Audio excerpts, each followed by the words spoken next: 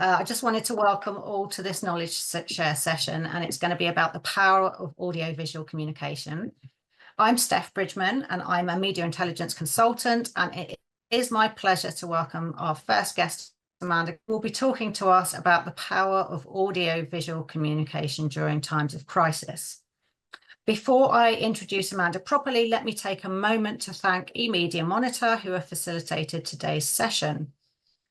So last year, I started having a series of conversations with Thomas, Elizabeth, and Lisa, and the wider team at eMedia Monitor about the power of audiovisual storytelling within integrated communication strategies.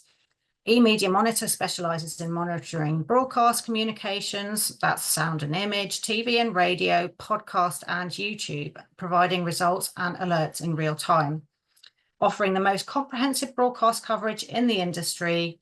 They do this on an international scale for some of the world's leading brands, governments, and corporate entities. They also support broadcast news monitoring and analytics capabilities to the media monitoring sector and to PR agencies directly. So we talk a lot in the media intelligence space about integrated communications, but we really rarely lean in to explore the topic of broadcast as a thing in and of itself.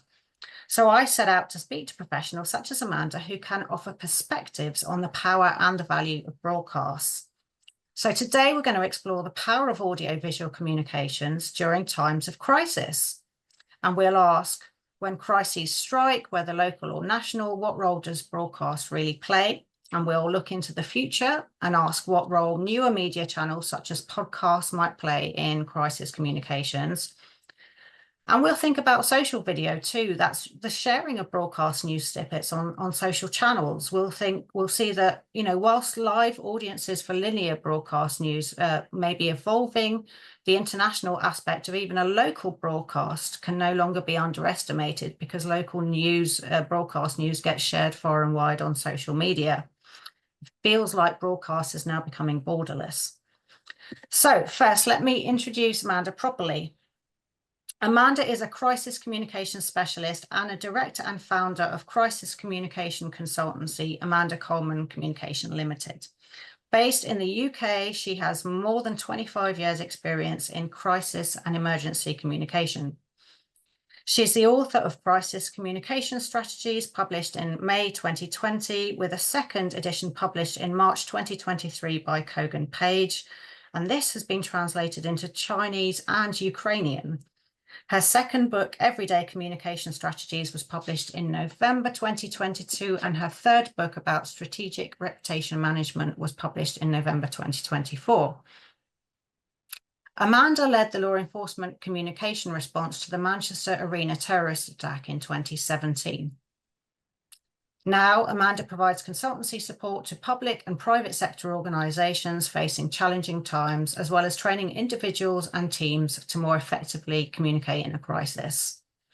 Amanda began her working life as a journalist. She's a chartered PR practitioner, as well as a fellow of both the CIPR and the PRCA. She's an advisor for the Resilience Advisors Network, a senior associate of the Centre for Crisis and Risk Communication, and the chair of the UK's Emergency Planning Society Communication Professional Working Group. You can find Amanda on X at AmandaComs and online via her website at amandacolemancoms.co.uk. Welcome, Amanda. Thanks for being with us today. No, thanks for inviting me. I sound like I'm the most boring person ever, don't I, really, when you know that list of things that I do. Super impressive to have so much work published already as well. I'd really like to start, and I'm sure many people often start with this question about this particular story from your professional history, but I'd really like to start with the Manchester Arena bombing, if I may. And it's simply because it really sits vividly in my memory too. It was also a massive international story for you to have worked on.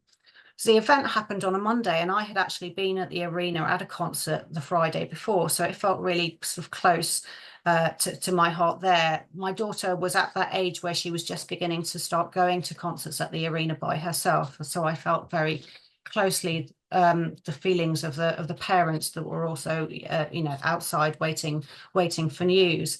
And it happened that one of my daughter's friends actually was there that night. She'd literally just popped to the toilets at the moment that blast had happened, so she was actually separated from her friends, and actually my daughter woke up the next day to find sort of 25 missed calls from this particular friend. So it really means something to me. I'm sure it's made an indelible mark in everybody's heart that was involved, whether professionally or had some sort of local connection with it. So I'd like to ask you about that day and how the story broke for you. How did the next days and weeks play out? And specifically, how did you deal with comms in relation to that industry, but perhaps also with a note to how you dealt with the intense broadcast media attention that particular incident brought? Yeah, I mean, it's the initial kind of hours are really, really clear. And then like with lots of people who've worked on big events or big, incidents and things that happen, there's like a bit of a mash of blur for the following days. So sometimes my timeline for the days that follows kind of can be a bit off. It was a Monday. I'd been at work as per normal. We'd had one member of the team that was off. Well, came in and was sent home with flu. And you were just kind of doing the normal, things you would do every day.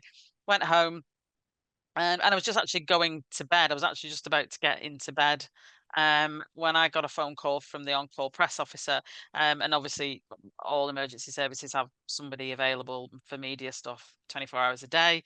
And the on-call press officer phoned me and said that there'd been something happened, an explosion, but we weren't sure what it was in the detail. We discussed putting a line out on social media so that people knew that we were aware of it, and that he was going to call me back with an update once he knew a bit more. I then did what I always used to do. It's changed slightly now. I am still on X, but I don't use it half like I did in 2017. And so I went on social media. So I went on to Twitter and I put on Sky News and I was looking at what was being said as it was starting to filter through, even in those early stages. So the attack happened at 10:31 p.m. The calls to the police were around 10:33 to 10:33. I think the conversation we had was around 15 minutes after it had happened. So we, like you say, starting to see what was going through on social. And suppose because I had worked in police for quite a while at that point, just had a feeling that it was going to be something pretty serious. At that point, there was lots of rumours around exploding speakers and various other things. And so I headed into work. So the second conversation I had with the on-call press officer was as I was heading into work, and that's when it was a good job I was heading in because we knew that it was an incident. And so when that kind of event happens, is it always when you just get a feeling that it's a bigger news story than perhaps normal? Is that normally the case that then those that perhaps are not on duty are called back into the office to Yeah.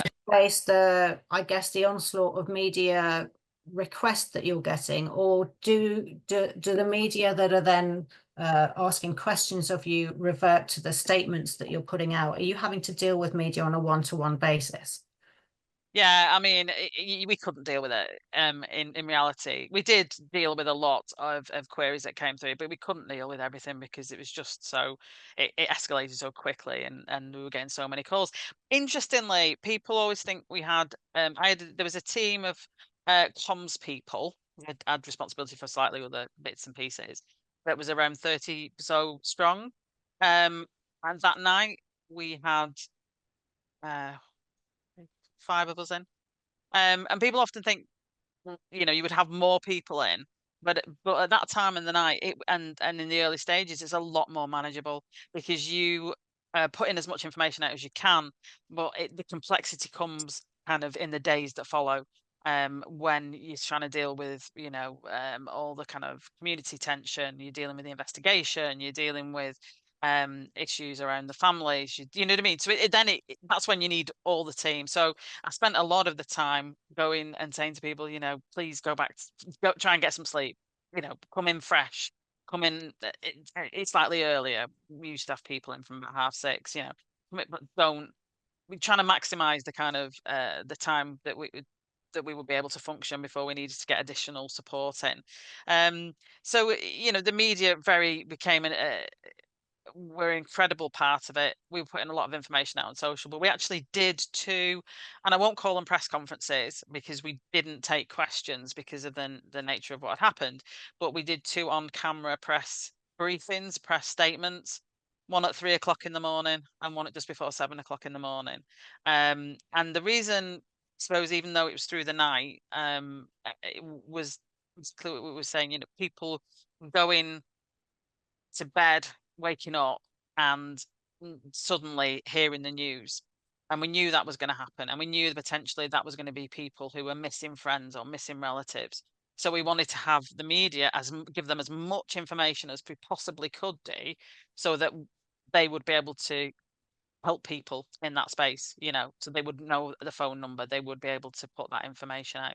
So we did a lot of putting information out that night, but those two on camera things, I think, were incredibly important for giving focus to what we were trying to do.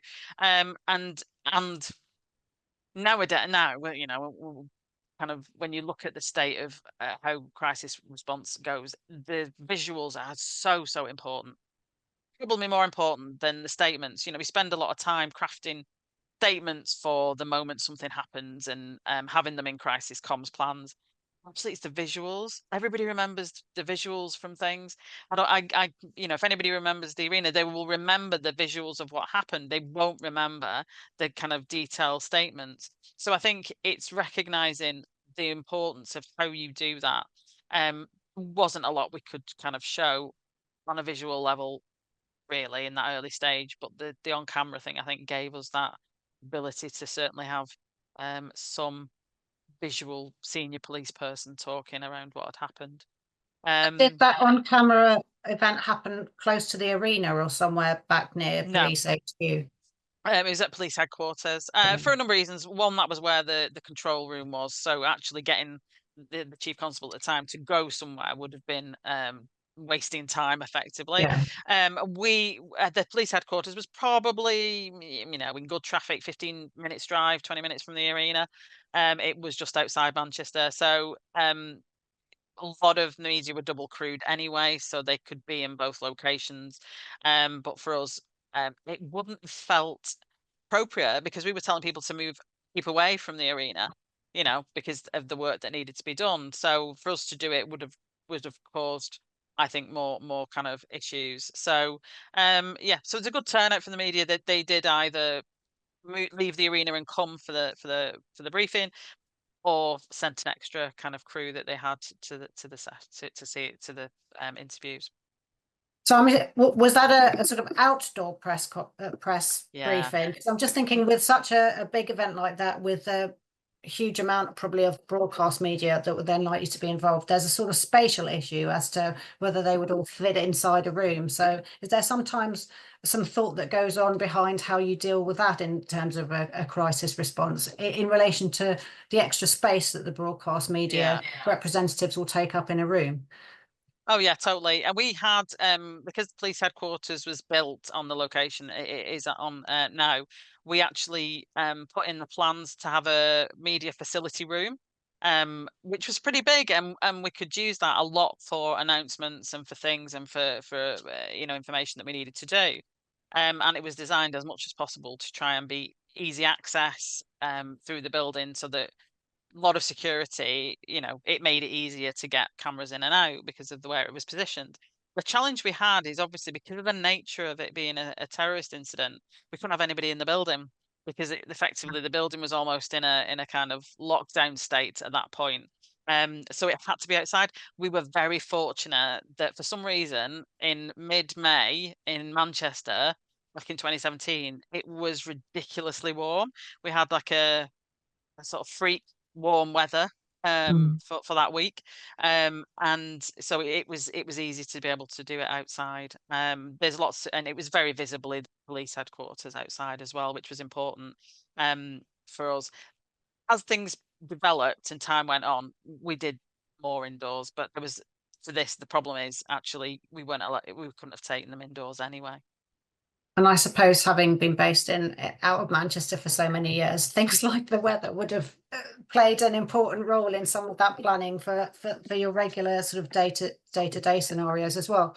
But I've heard you speak before, and there's an element to which there's almost a sort of not a playbook, but a range of procedures and steps that one sort of turns to, having scenario planned in advance and practice for these kind of very events. Was it very different when it came to this particular incident to others that you might have otherwise planned for? Yeah, and I think it's interesting when you think back, because if anybody again remembers back to sort of 2016, 2017, early, was very much around kind of what get classed as marauding firearms terrorist attacks.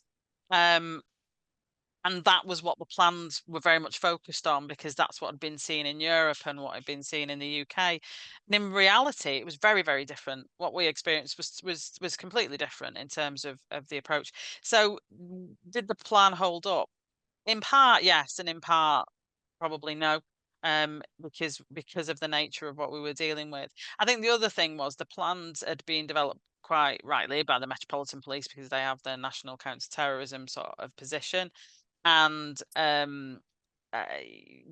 did it replicate well outside of London? Probably no. And I think the big issue for me was how we spent a lot of time focusing on the victims' families and how we supported those who were affected, which wasn't anything, none of that featured in any of the planning. And yet it became probably the biggest part, or one of the sizable parts of what we did in the days that followed and the weeks that followed. But I've heard you again speak before about the people-centered approach to how to deal with these kind of crises. So did that approach come from that desire to have a people-centered approach to the response? I wish I could say that it was all kind of logically planned for, but it wasn't. It was more that it's how we felt. You talked about kind of personal connection. I'd been at the arena for a concert about 2 weeks before. We all knew the area. We've all got friends and family. We had a member of the team that had been there that night. I think it felt very personal. The comms team were all either locally based people, born and brought up around the area, or had kind of arrived and made it their home. So it felt very personal, and I think that's what drove us. It was that we felt we were delivering something for the people affected, for Manchester, and that's what made it, I think, for us, drove us into that sort of space. And the same for a lot of the officers and for the people involved in the kind of operational response, because these were the areas they policed and the people they knew, and it did have a different flavour than perhaps other big cities where you have lots of people come in and going. For us, it was much more kind of personal than perhaps in other places. I don't, it certainly felt it, and I think that's what drove us to be thinking constantly around, what have we told the families? Do they know this is going to come out? That's going to come out. This is how the media are going to talk about what's happened. Are they getting the information? Can we support them? Do they need help to manage media intrusion, or do they want to speak to the media? And there's a lot of things we kind of have to think through. It's entirely up to people how they deal with such a tragedy. Our role was really just to help wherever we could. So in the weeks and months which followed, I guess there was a sort of an element to which the story needed to continue to be sort of managed and dealt with from a kind of police comms point of view. When you're dealing with that, do you have specific press officers that might focus on, let's say, printed press, written word, and others that might be dealing with broadcast. Do you split the channels in that way when responding to media inquiries, or does one deal with a journalist request regardless of the source of that, where that request comes from? Are there different tactics that you have to consider, whether it be broadcast or another type of journalist? Yeah, I think predominantly, in normal working, they'd be your reactive kind of press team, and they deal with the crime and the investigations of an incident. And there would be the kind of proactive PR team. So they would both deal with broadcast journalists and both deal with kind of different elements of journalists, but they would split it in that way. With this, it was more based around the role they were given. So we had a team that were looking at working with families and doing that sort of support, and working with family liaison officers to help with that sort of thing. And then we'd have a team, team. It sounds grand. We didn't have that many people, but people looking at the community tension and the hate crime incidents and things that were coming up. So we kind of split it more in terms of different role and focus, and they would be expected to cover the whole range of uh, media, social media, understanding how we needed to do things. What did we need to say, and remembering as well, obviously, the internal side of things as well. I remember when we chatted a little bit in advance of this session, we were talking about the lack of broadcast monitoring that you guys had in place there at the force, and it's interesting actually, because I remember when I started in this industry years back, broadcast monitoring was a completely different beast actually than it is today. It's been heavily digitized, automated. Price point actually of broadcast monitoring itself is much less than it probably was when we both started out in our careers. And I remember you telling a story of having TVs and videos ready to go. Can you tell me a little bit about how you were doing broadcast monitoring there in the police, and perhaps monitoring services such as eMedia monitors might have been helpful for you in such an occasion? I know it's awful, really, but I mean, it's like everything. We've been through cuts from 2010, and we did used to have a morning broadcast summary that would come, and all those sorts of things in the past. Occasionally we would get copies of things if we needed it. Well, effectively what we were doing, it was almost just like recording on a loop the key news channels, so that we could then stop it and look at it if we needed to. And we would ask for something if we needed it but we would go generally to the BBC or to ITV or whatever and say, we need this, would you mind? Not on an investigative way, because they have to go through all kinds of hoops if they're going to use things that are used in broadcast as for any kind of investigative reason. And it was down to people, that poor admin person. It was a kind of just sit and watch this and tell us what new comes out of what's being shown.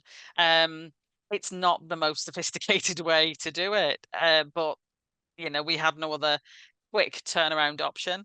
And with clients now, that's one of the things I often say is, it's sometimes all right, you can't for some reason afford it on the, have something rare, but you can go click, can you start doing this for us now? Because and it's the same with social media monitoring. You want to have that in place all the time, but then everybody's struggling financially, but at least have somewhere you can go straight away. It was incredibly difficult to keep on top of it. And if you think about everybody probably has Google alerts, don't they, for different things. We were you couldn't read it all. I think even if I tried to sit down and read everything that was being said, listen to everything that was being broadcast, I probably would still be trying to listen to it now. So there was so much coverage from all over the world, really. Something interesting you said also, just sort of separately from this incident, about the importance that sometimes broadcast content or perhaps other written content can be used in trials or cases? Is that, and that it can be almost used in a sort of as evidence? Is that the case? Yeah. Can you tell us more about that? Yeah, I mean, one of the things obviously that happens from a criminal sort of case perspective is we'll put information out about an incident and we'll put certain information out. We might not put all the information out because at the end of the day, when somebody gets arrested, what the arresting teams will want to do is use that information to identify were they there, if they're saying they're not there, and what information details do they know. And there have been a number of cases that over the years that we've dealt with where that person when they're arrested go, well, I've read it, I've heard on the news, I read it in the media, we have to be really, really careful about what we released at what point, because we would be able to say no, they absolutely didn't. And sometimes you say this is where the media monitoring stuff was always really important, because then you could go, absolutely they didn't, because this is the coverage that was out at the time. And it can be a number of things, from the detail of what they know about the situation compared to what we've released to the media and what's gone out kind of, but also then the timings, because, if they know something at a particular time, it's incredibly important to have that detail. So we used to have a login system to make sure we knew every bit of information that had gone public with everything. And the log for the arena, it was huge. It was just massive. If you printed it off, it would have filled like a massive folder, because every time we released any little bit of information or answered a question, we had to make sure we'd logged it, in case it became, vital information at some point.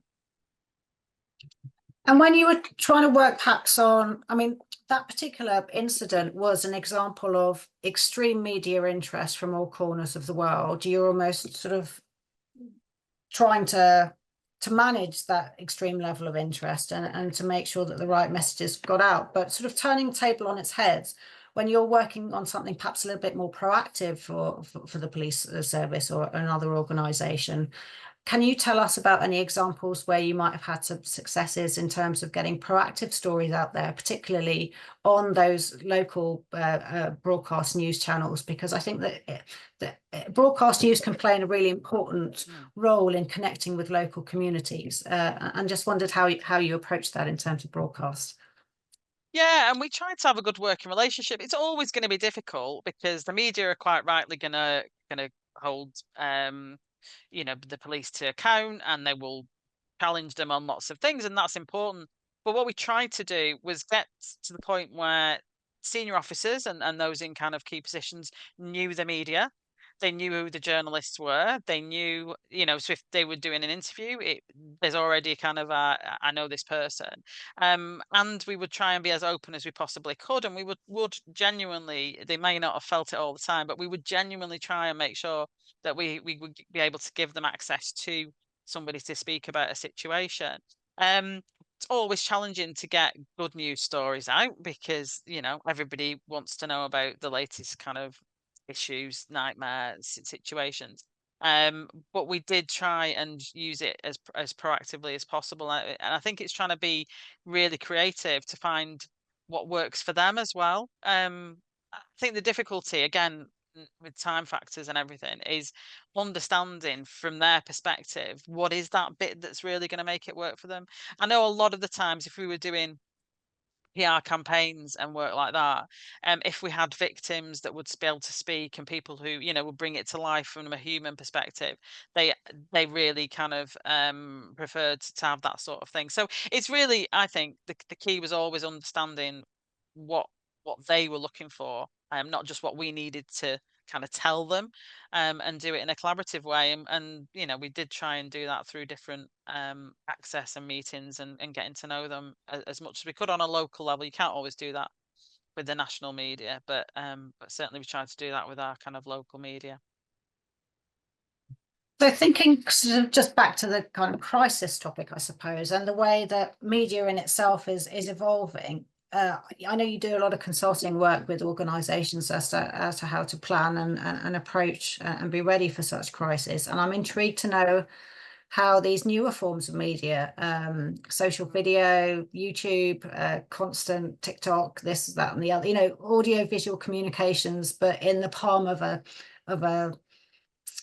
public's hands, plays in terms of how you perhaps might be dealing with crises now and in the future.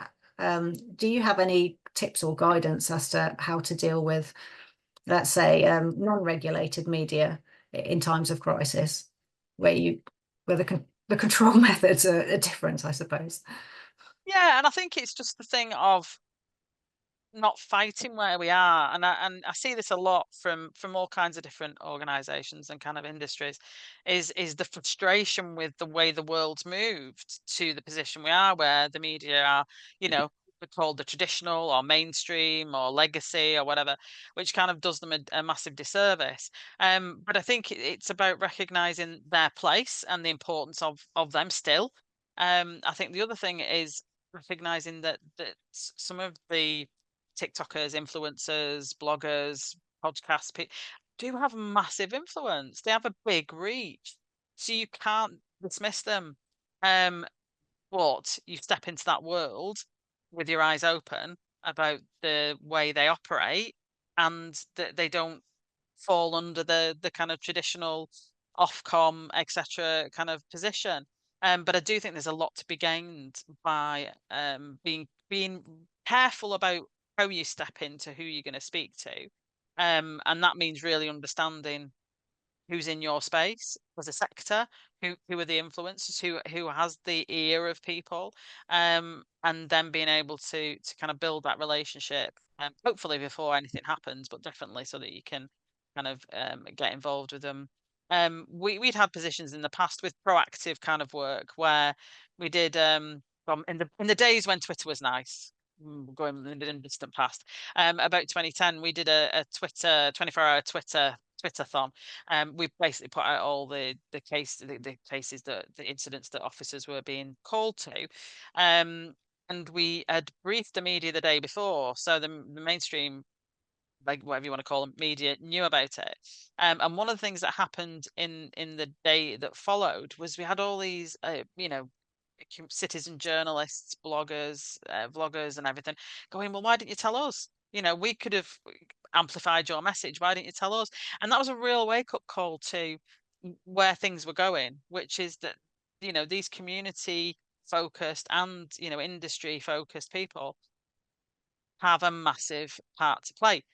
The flip side is they can be very undermining if you aren't you aren't aware of them, and you aren't following them, don't know what they're going to say, and they can derail a crisis response by what their information that they're putting out, the misinformation, disinformation, and all these other things. So I think you've got to have your eyes open to the opportunities, and look at how you build those into your plan and your approach, but also recognize that you're going to need to be involved, aware, and understand them, because they could be causing you massive problems. Yeah, the crisis could be exacerbating itself through that. Was there often any pushback with people perhaps you may be lining up to speak to the media in terms of favouring certain types of media over other types of media? And I guess there's probably a sort of I don't know, a list of, someone's more likely to want to speak to one particular broadcaster or news outlet than perhaps an influencer. But did you have any battles when trying to convince that perhaps this lesser known influencer might actually provide a better outcome from the point of view of reaching a certain target audience or niche? And that, did you have any of those battles when speaking to some of the officers or those involved or people involved in the organizations you work with now? Totally. You get that all the time. Either because they've worked with a journalist before and they were very nice and the outcome was really good, so they're going, I want to speak to that person, through to, I want to speak to this publication, but I don't want to speak to that one. And it's really then, you've got to explain to make sure they understand why you're potentially going to speak to particular groups, if it's somebody who's working through social networks, explaining how they, why they're influential and the benefit. I mean, I'm spending a lot of time on the sort of social side, saying to businesses, TikTok is somewhere you're going to have to be. You might not like it, but it's TikTok is moving beyond somewhere where people do, dancing and all these other things. That's still there, but there's a lot of news there. There's a lot of breaking news there. So, but getting senior people in businesses and organizations to understand that is a real challenge, because they have a particular fixed view. So I think, again, it's about giving some kind of context and explaining it and being really clear that that podcast gets exactly to your target audience, and for me, the other thing we challenge we have with crisis communication now is we just blanket everybody, here's the information, and we just send it out, and we don't do real audience sort of segmentation. Who's really affected? How are they affected? That Facebook group is the place to be. Perhaps putting something out is going to be more beneficial. So I think it's recognizing, for me, there'll always be your broadcast journalist media requirement, because they have still a strong place, if you look at the Ofcom kind of studies and things. But there are lots of other aspects to it as well, and those have to be part of your planning now. Have you experimented at all in terms of encouraging more organizations to have their own presence on those channels, such as TikTok or perhaps YouTube, so that that message, rather than just appearing on other people's channels or whatever, is there an approach now to be pushing that message out on own channels, but in that format that can then be shared amongst the audiences that you're trying to reach? Yeah, I do all the time. I think the challenge is, if where I speak to organizations that already have, and we'll pick on TikTok because it's often a controversial one that people go, they've had it there for nice, proactive PR type stories. So when you start saying to them about using it in time of crisis, that's a big step. So it is there, but perhaps they're not using it as broadly. And if you're using it broadly before something happens, then it makes it easier to slip into. We'll do some visuals out there. The bottom line with the crisis, I think, which you're saying at the start, is words are important. I still always would say the words are important, and what gets said. And if you drop a massive howler in terms of the words you use, it will get picked up. But the visuals is what people remember. The visuals is what, the Baltimore Bridge. If you can think of a whole string of kind of disasters and emergencies and things have happened, and it's the visuals we all kind of stick in our minds. So we've got to start thinking in terms of response, how we make things visual, and how we manage to do that. And one of the things we did, not particularly sort of broadcast, but visual wise, was we did an infographic. The weekend of the arena attack was timeline of events, and it had lots of details that we could put about how many arrests had been made, how many bits of information were being looked at, because we couldn't show people those things, but at least we can find a visual way to represent it in some way. And I think that's the bit for me. We don't think crisis comms necessarily as a creative part of communication. And for me, absolutely, it needs to be now more than ever, because you've got to find different ways of showing things and of saying things, and doing it through lots of different kind of channels and media. Yeah, there are often kind of a lot of psychological shortcuts almost that are played through sound and visuals, and so it's often about tone of voice or method of delivery of the person responding and giving the message. As we say, we've spoken in the past about the importance of the backdrop at the press conference. There was a particular example I picked up on in recent months around when you get not door stopped because she wasn't at the door. She was actually, this particular woman was coming off a plane or going to a plane, but was approached by somebody, I guess, with a YouTube channel, asked to talk about, I think it was linked to the fire department in California and the wildfires. And there was a sort of terrible example there where perhaps preparation hadn't been done, responsive messages had not been prepared, and the particular executive that had been ambushed, so to speak, said nothing. And then that also, the optics visually and from a sound point of view didn't play well, I think, reputationally in that instance. And so how can one plan for these kind of, it's all very well to be able to plan for these events in a press conference situation, perhaps where there is moments of planning that go on beforehand, but how can you get these executives kind of ready for these moments at any time or in any place? Is it about drilling some key principles into the back of their mind so that they always have something to fall back on? How do you then make sure that that comes to the front of their mind when needed? Can you share any tips or tricks you've had? I think a lot of it goes down to training as well, though. Like media training needs to be broader than it used to be, because it needs to take in things like, you might have to do some stuff on TikTok or whatever. So we need to be doing our media kind of crisis media training in a different way. I do some training with kind of maritime related industries, and one of the elements I talk about is doorstepping, how to deal with it, how to do it effectively. You don't want to get to the point. This is the thing, if you're proactive, you won't necessarily get that position because they're already getting the information from you. But if your exec is hiding, for want of a better phrase, when things happen, then of course they're going to be, the media are going to be hounding them. They're going to want that. So there's a couple of things. Having the proactive kind of stance, which means that you're not then going to necessarily face that. But then when you do face that, how you effectively manage it. And there's some, you rarely see it effectively managed. And that's usually because the mindset is, I'm avoiding talking to you. So that's what's at the forefront of their mind when it appears. I think it's interesting as well when you talk about press conferences, because I've seen some real howlers at that one. There was the New Orleans press conference, the first big press conference they did. The media was streaming it, broadcasts running, and they're waiting for it to start. And people are laughing and joking amongst the people who are waiting to potentially speak. That's not a good look. It goes back to the you're on camera the whole time. So expect to be on camera the whole time. And I think this is the same for organizations all the time now, because we've all got phones, we've all got, doorbell cameras and all these other things. So you are on camera the whole time.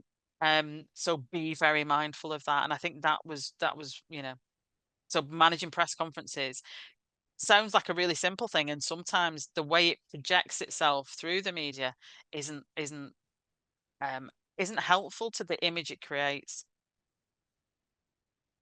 Yeah.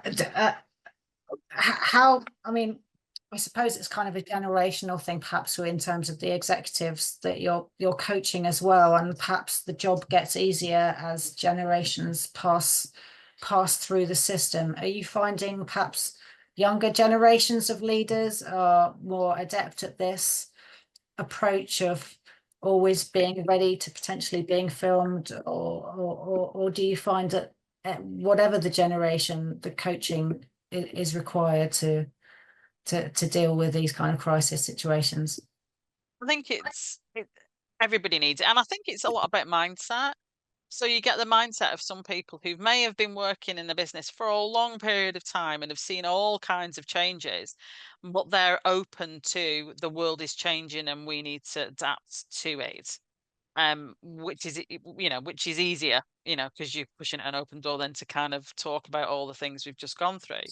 And you can get some young people who, again, have a closed mindset, so would be the one that you will be chasing down the street because they won't want to particularly, deal with a challenging situation and the potential for a challenging media interview or something like that. So I think a lot of it is around mindset, and the thing I think for comms and PR is that we need to recognize how people feel about it, and recognize that for some people it can be career ending, can't it, to have a big crisis in their business. So the fact that we'll be saying, be honest, be open, we need to get you into this, they're naturally not going to want to do that because there's some big things at stake. So I think it's about recognizing those sorts of situations and the impact that it's having, and then finding a way to kind of influence in the right way to get them kind of on board. And every chief exec or CEO or business leader is going to be slightly different.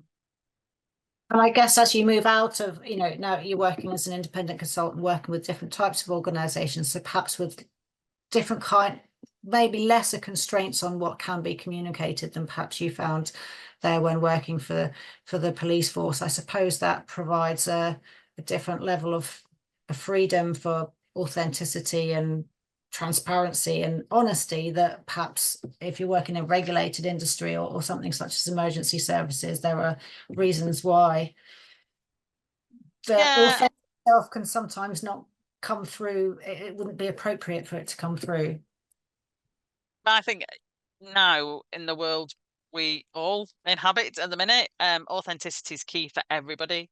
There've been some quite good interviews I've seen in recent months with police in the aftermath of quite difficult and challenging and sometimes kind of quite horrific cases, where they do seem to get a little bit of emotion in there, and I think that's what makes them authentic. You know what I mean? So rather than being seen to be completely unaffected by the devastation that kind of you've been involved with or you've seen or that's around you, it's a fine balance, because you don't want to be falling apart or be seen to be not being able to deal with what's happened.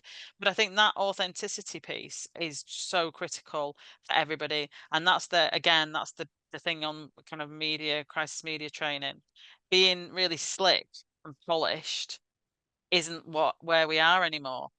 Being genuine and being able to really, dig into your your your authentic self is going to get much better kind of response than anything else.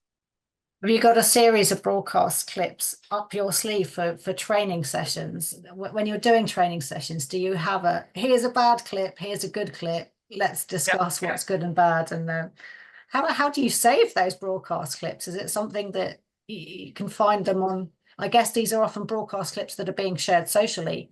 Often we're seeing so much more and more of that. And I suppose that's easy to share on your phone and place into a PowerPoint going forward.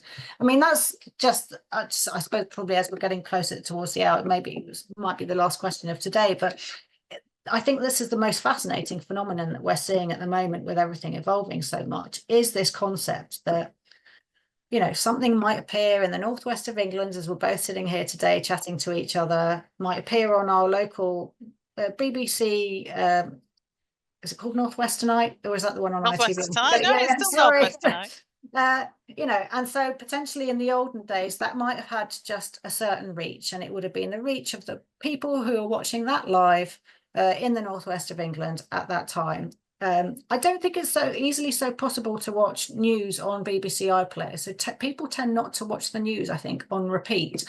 So the audience can't grow from that kind of on-demand point of view, but the audience for little snippets and interviews can be exponentially huge based on who shares it and how it gets shared and how it gets amplified. And I wonder if you can speak to me about sort of any discussions you've had around how to deal with that in a crisis situation. In effect, something's not local anymore. It can be international within 5 minutes, particularly if Elon Musk retweets it, for example. Yeah, let's not go there. I mean, there's an interesting example which I'll quickly give, which was of a doctor's surgery in the UK where they, just before Christmas, were sending a message to all their patients that should have said, here's the details of how to get in touch with us over Christmas. And what they actually sent was a message that told everybody they had stage 4 cancer. That story went worldwide. It was in media in Australia, it was in Singapore, it was everywhere. Now, key thing with that for me is, does that really matter to them? Because actually what matters to them is what their patients feel. So the fact that people were pitching up at the hospital, at the doctor's surgery, and nobody was there because it was Christmas and blah blah blah, that's more important potentially than the fact that it was in the media all around the world. So I think it is important to know that, but also it's important to keep it into a perspective. Where are your communities that are the most influential, where if you lose trust and confidence with them in you, that's going to be a real challenge. That's going to be a real problem. So, because to a certain extent, and I think there's somebody on from Australia, you remember that story because it came and kind of went.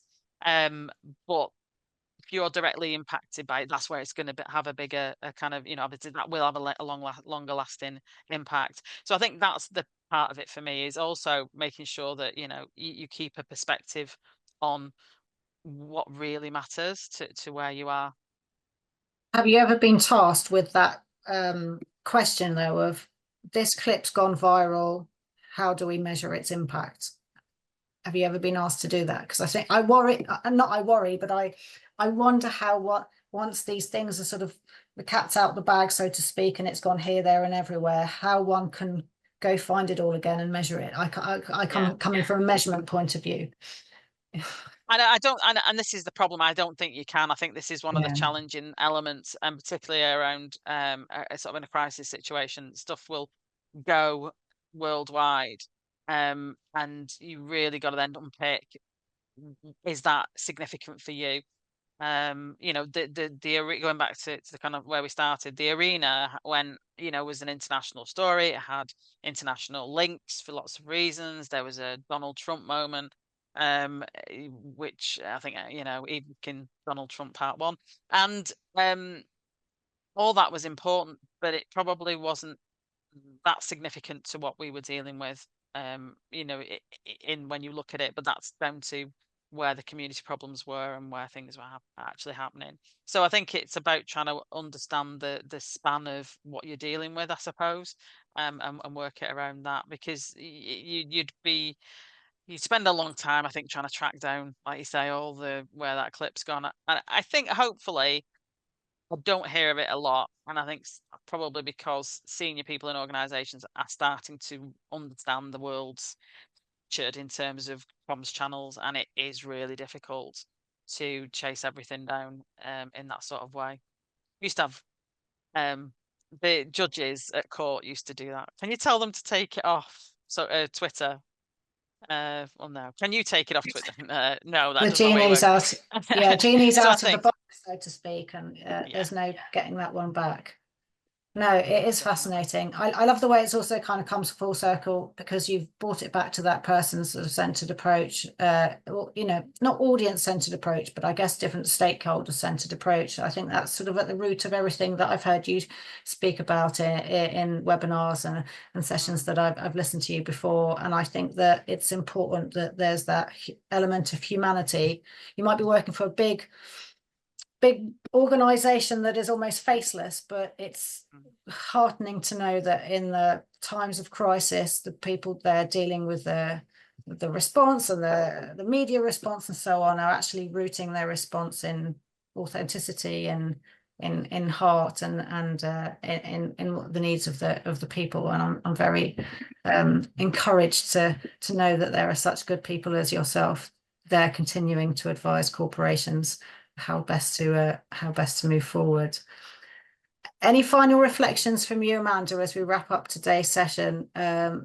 Just any final tips, just with that sort of audio visual flavour, I suppose, about crisis responses. I just wanted to give a parting shot to you. Yeah, I was going to say the key thing. I suppose there's some real key bits for anybody that's kind of listening to this is make sure that visuals are considered in your crisis comms plan. So don't just think about statements. Think about how will you show how you're responding. How will you bring that into some kind of visual reality for people? Make sure that you've got the ability to get visuals out quite quickly. So have you got the technology that you can use, to use it on an iPhone? You don't have to have massive broadcast quality on lots of things, but make sure that that's that you can then get things out on YouTube or TikTok or whatever it is. And then I think the third thing, which is something you highlighted quite it makes me embarrassed really, but is not to forget that kind of media monitoring and those aspects of it as well, because understanding what's being said, where misinformation, disinformation is such a fundamental part now, because if you don't know about it, you can't respond to it quickly enough. So those are my kind of three key elements, I would think. Brilliant, Amanda. Thank you so much for being with us today. And thank you to those who have joined our webinar live and those who are joining on demand later on. I really appreciate it. Thanks ever so much, Amanda. Hope to speak to you again soon.